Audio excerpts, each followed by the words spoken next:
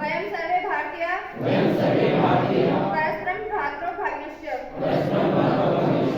अस्माकं देशः प्राणोऽप्यपि प्रियतरः भवति।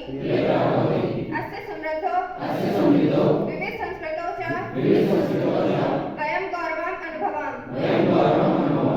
वयम् अस्य सुयोग्य अधिकारिणः भवितुं प्रयत्नं करिष्यामः। वयं स्वपित्रो शिक्षकाणां गुरूणां च सदैव सम्मानं करिष्यामः। सर्वेषां सह शिष्टतया व्यवहारं करिष्यामः। वयं देशवासिनश्च प्रति विश्वासभाजः देशस्य कल्याणे समृद्धौ च अस्माकं सुखं निहितम् अस्ति। जयतु भारतः।